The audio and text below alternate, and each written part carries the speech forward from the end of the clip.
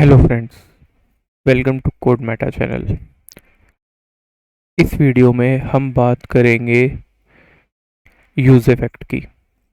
Use effect होता क्या है, इसका यूज़ क्यों करते हैं और इसे इम्प्लीमेंट किस तरीके से करते हैं, इस वीडियो में हम ये सब देखने वाले हैं।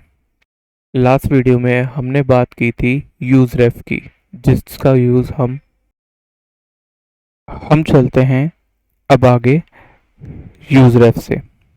अगर हम हमारी प्रीवियस एप्लीकेशन को रिलोड कर दें, जो हमारी थी ऐड यूज़र, अगर इसे हम रिलोड कर दें और देखें तो हमने इसमें क्या किया था। जो लास्ट टाइम, अगर हम हमारे कोड में चलते हैं यूज़ में, तो हमने यहाँ पे यूज़ रेफ से इसका जो इनपुट का डेटा था उसको गेट किया था। ठीक, नाउ अब क्या करते हैं कि हमने वो कोड को रिवर्ट कर दिया है, क्योंकि उस कोड को हम सामने रिवर्ट नहीं कर सकते थे। अगर रिवर्ट करते तो वीडियो थोड़ी और लंबी हो जाती। ठीक है, चलिए अब बात करते हैं कि यहाँ पे यूज़ इफ़ेक्ट का यूज़ है क्या। पहले तो यूज़ इफ़ेक्ट होता क्या है। अगर हम हमारे ब्राउज़र में जाएं और चेक करें एप्लीकेशन को, तो देखें कि यहाँ पे अगर हम ऐड यूज़र को क्लिक करते थे तो हमारे पास अलर्ट आता था।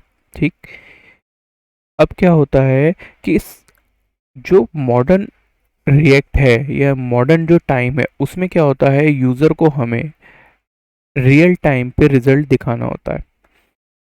कि क्या होगा कि अगर मान लो वो कोई यहाँ पे लिख रहा है कुछ कंटेंट को, तो उसी टाइम उसे किसी सर्वर से रिक्वेस्ट आए, या फिर यहाँ पे आप ये बताओ कि ये यूज़र ऑलरेडी इस हमारी लिस्ट के अंदर है, तो वो उसे दिखाए नहीं। ठीक, यहाँ पे पॉपअप अलर्ट आ जाए। अगर एज वो गलत डाल दे, यहाँ पे इधर कुछ लिख दे, तो वो उसी टाइम उसको अलर्ट दिखा दे। यानी किसी भी इनपुट के की ऐप पे उस पर रिजल्ट दिखाना।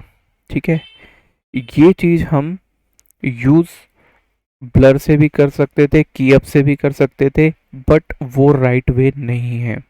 राइट वे में होता है कि जब भी किसी यूज़र का कोई नेम चेंज हो रहा है, यानी यूज स्टेट के अंदर जो इसकी स्टेट है उसके अंदर अगर कोई चेंज हो रहा है, तो वो हमें रिजल्ट दिखाए। अगर सपोज करो स्टेट में कोई चेंज ही नहीं हुआ, तो हमें वो रिजल्ट नहीं दिखाना चाहिए बार बार। ठीक है, तो हम यूज़ इफ़ेक्ट यहाँ पे यूज़ करेंगे। अगर हम देखें कि एक और एग्जांपल लें कि हमारे लॉगिन पैनल का, तो सपोज़ करें हमारा ये यूज़र नेम है और ये पासवर्ड है। तो हमारा यूज़र नेम पासवर्ड में क्या होना चाहिए कि जैसे ही हमने कुछ भी इनपुट लिखा, और यूज़र नेम में अगर हमने ईमेल वैलिडेशन लिखे हुए हैं, तो वो हमें सेम टाइम पे ये बताना चाहिए कि वो ईमेल करेक्ट नहीं है, तो उसको वैलिडेट करे। या फिर पासवर्ड की लेंथ सही नहीं है, तो वो उसको वैलिडेट करे। इस तरीके वैलिडेशन को हम यूज़ कर सकते हैं वहाँ पे।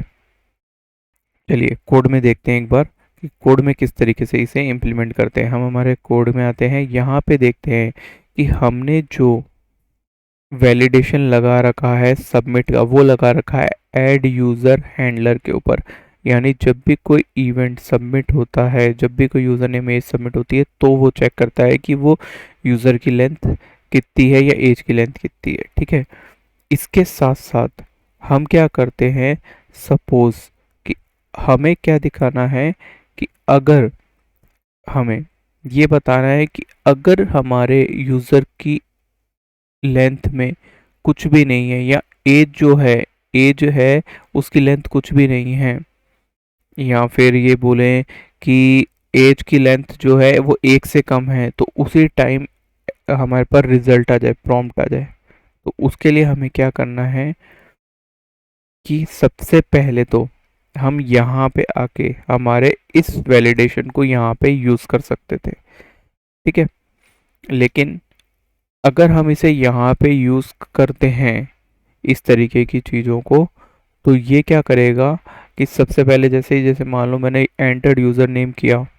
ठीक, तो एंटर यूज़र नेम करते ही वो इसको कॉल कर लेगा, पूरे मॉड्यूल को, इस पूरे कंपोनेंट को कॉल करेगा और इस पूरे को चेक करेगा, प्रोसेस को, यहाँ से इफ तक के कोड को। ठीक, वापस से फिर मैंने कुछ लिखा तो ये फिर से इसको चेक करेगा। तो ये क्या हो जाएगा, एक तरीके से जब भी हमारा कंपोनेंट कॉल होगा, अगर यहाँ हम इसको चाइल्ड कंपोनेंट में ऐड कर देंगे, सपोज करो इस तरीके के कोड को, और हमारा चाइल्ड कंपोनेंट जब भी कॉल होगा तो ये कोड भी कॉल होगा। ठीक है, तो इसको भी हमें इस तरीके से यूज़ नहीं करना है डायरेक्टली। सबसे पहले हमें क्या करना है, यहाँ पे इसको कंट्रोल जेड करते हैं और हमारा यूज़ इफेक्ट का यहाँ पे लिखते हैं। हम यूज़ इफेक्ट को कैसे कॉल करते हैं, यहाँ जाते हैं, इधर लिखते हैं यूज़ इफेक्ट। ठीक है, यहाँ पे हुक कॉल कर लिया। अब क्या करते हैं, यहाँ पे आते हैं हम और यहाँ लिखते हैं यूज़ इफेक्ट। ठीक है, ब्रैकेट इस तरीके से बंद करते हैं हम। और यहाँ पे यूज़ इफेक्ट में दो तरीके की चीज़ें होती हैं। सबसे पहले तो कॉल होता है एनोनिमस फंक्शन। सबसे तो पहले तो हम कॉल करेंगे एक एनोनिमस फंक्शन, और उसके बाद हमारे पास यहाँ पे आती है डिपेंडेंसीज। ठीक है, डिपेंडेंसीज की बात हम करते हैं अभी। पहले हम बात करते हैं कि जो हमारा यूज़ इफेक्ट का जो एनोनिमस फंक्शन है वो किस तरीके से काम करता है। सबसे पहले हम एनोनिमस फंक्शन काम करते हैं, और जितना भी हमें कोड लिखना है वो हम यहाँ पे लिखेंगे। ठीक है, यूज़ इफेक्ट के अंदर हम सारा हमारा कोड लिखते हैं। ठीक, जो भी हमें लिखना है। अभी हमने लिखा है कि अगर हम देखें तो यूज़र की लेंथ अगर ज़ीरो है और हमारी एंटर्ड एज की लेंथ ज़ीरो है तो हमें वो इनपुट दे, यानी दोनों चीज़ें एक साथ दें। और अगर entered as less than one है तो भी हमें दे वो। ठीक है, ये जो प्लस लगाया है हमने प्रीवियस वीडियो में भी बात की थी, ये इसको इंटीजर में ऑटोमेटिक कन्वर्ट कर देता है। ठीक है, तो ज़ीरो से एज बड़ी होनी चाहिए। यहाँ पे हमने ये वैलिडेशन भी लगा रखा है। यूज इफेक्ट के अगर हम अदर इसकी बात करें, इस सेकंड पर पैरम्स की, तो ये क्या होता है, ये होता है कि आप किसके चेंज पे इस यूज इफेक्ट को रन करना चाहते हो। आप पूरी फाइल के अंदर मल्टीपल यूज इफेक्ट भी यूज कर सकते हो।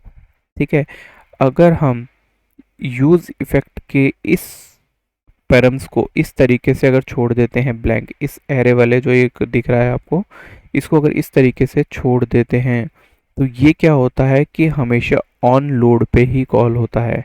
जो फर्स्ट टाइम जब आप किसी पेज पे आते हो तो तभी चलता है, अदरवाइज नहीं चलता ये। ठीक है, चलिए कंपाइल हो रहा है कोड, हमारे पास एक वार्निंग्स आ गई। ये एरर क्या बता रही है कि हमने हमारा जो यूज़ इफेक्ट यूज़ किया है मेथड, ये वाला जो हुक, या यूं बोल लें यूज़ इफेक्ट का रिएक्ट का हुक जिसको बोलते हैं, रिएक्ट का हुक, उसके अंदर हमने जो हमारी डिपेंडेंसीज है उसका यूज़ नहीं किया है। इसको भी हम यूज़ कर सकते हैं। ठीक है, लेकिन अगर हम हमारे फ्रंट एंड पे जाते हैं, हमारे फायरफॉक्स ब्राउज़र में चलें, तो देखो क्या हुआ कि ये आ गया। ठीक, अब नहीं आया। अब किससे आया, हमारा जो हमारा जब ऐड यूज़र को क्लिक करते हैं तब आते हैं। जैसे ही हमने रिलोड किया फर्स्ट टाइम पे हमारा इनपुट वैलिडेशन आ गया। तो जो यूज़ इफेक्ट के अंदर हमने जहाँ पे ब्लैंक यूज़ किया,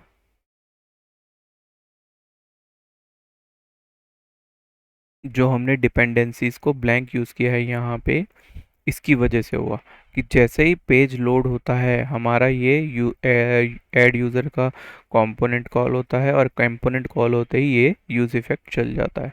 ठीक है, अब हमें क्या चाहिए कि हमें सिर्फ जब हम एंटर कर रहे हैं यूज़र नेम को, या फिर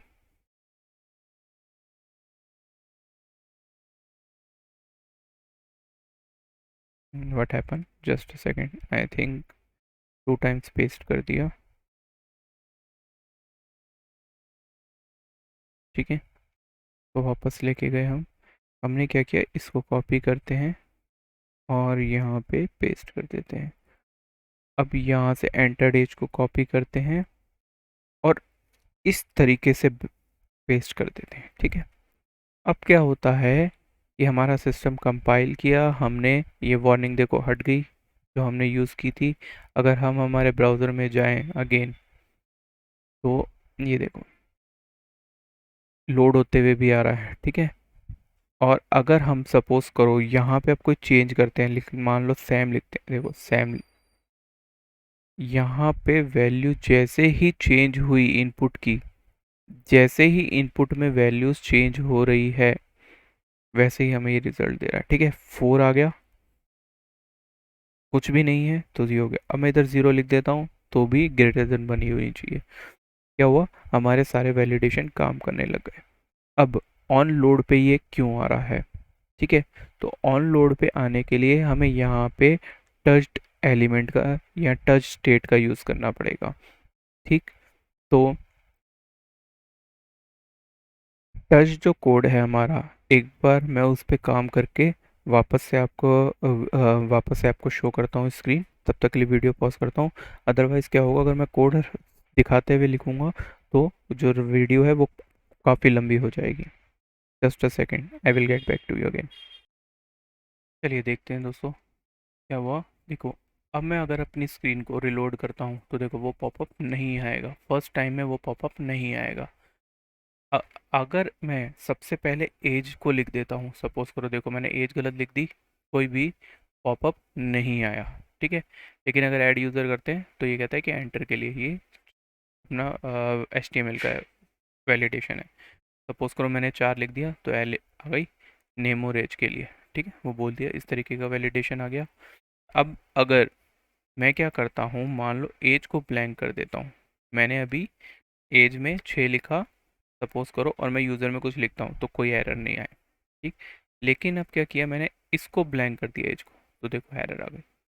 ठीक है, अब मैं अगर यूज़र नेम में भी एक एक चीज़ भी चेंज करूँगा तो भी ये आएगा।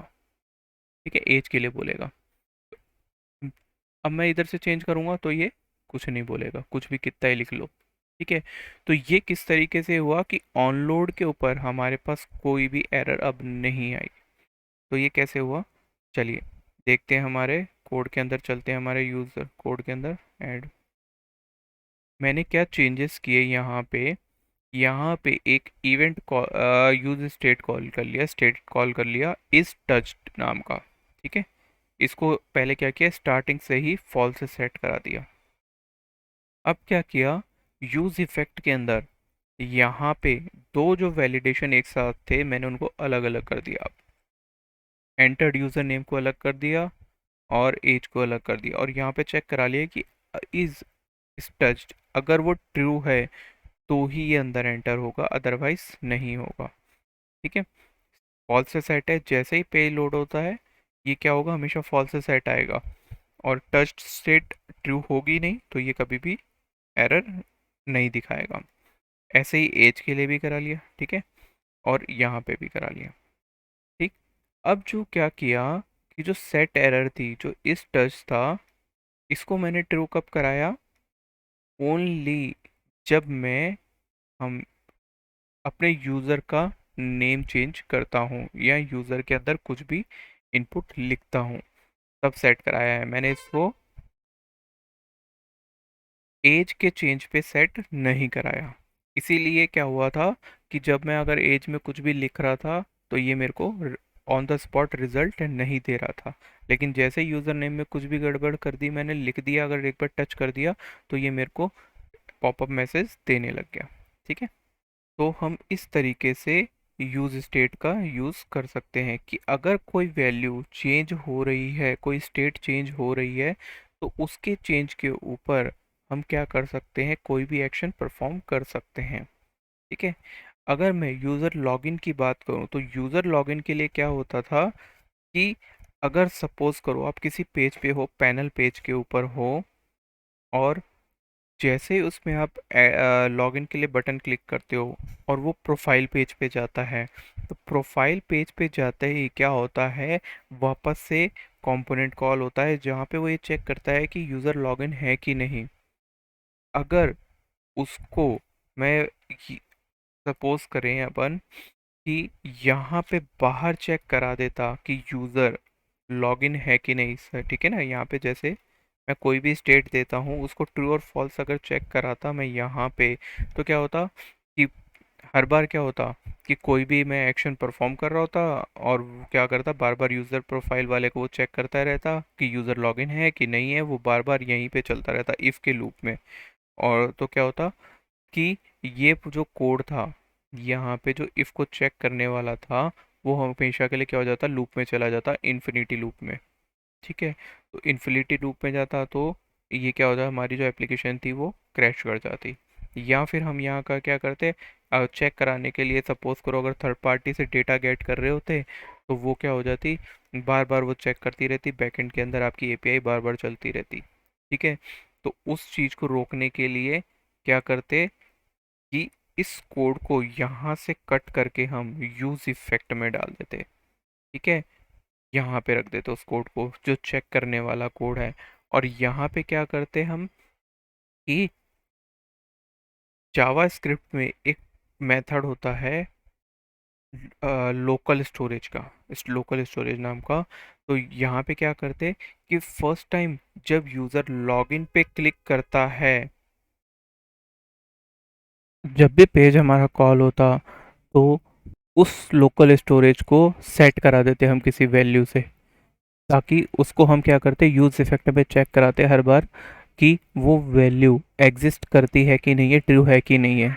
अगर वो ट्रू है वैल्यू तो यूज़ इफेक्ट रन होगा, अदरवाइज नहीं। जिससे क्या होगा कि जो हमारा इफ़ कोड होगा या फिर हमारी जो सर्वर रिक्वेस्ट होगी एच वो कॉल होगी, अदरवाइज वो फंक्शन काम ही नहीं करेगा। और अगर वो सेट है तो एक बार चल जाएगी और उसके बाद वो बार बार कॉल नहीं होगी।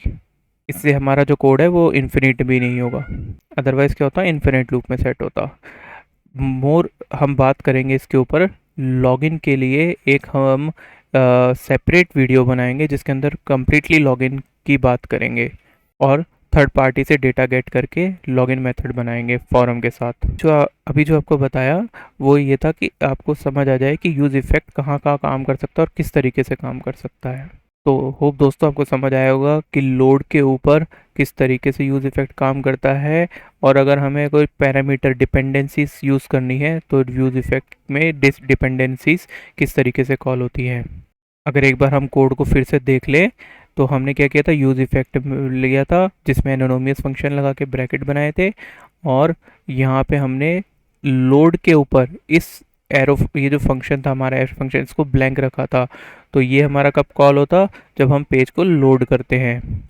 और जैसे ही हमने इस ब्रैकेट के अंदर अगर कोई वैल्यूज़ डाल दी, इनपुट वैल्यू डाल दी या कोई स्टेट की वैल्यू डाल दी जिसके चेंज पे हमको यूज़ इफ़ेक्ट रन करना है, तो वो उस यूज़ इफ़ेक्ट के फंक्शन के लिए वो एक डिपेंडेंसी बन जाएगी। जैसे कि यहाँ पे यूज़ इफ़ेक्ट में एंटर्ड यूज़र नेम और एंटर्ड एज, ये दो डिपेंडेंसीज हैं।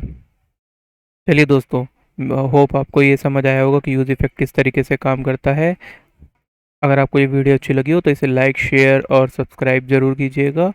और हम आपसे नेक्स्ट वीडियो में मिलेंगे एक नई वीडियो, नए मेथड के साथ, एक नई अप्रोच के साथ। तब तक के लिए टेक केयर, गुड बाय, मिल see you in next video.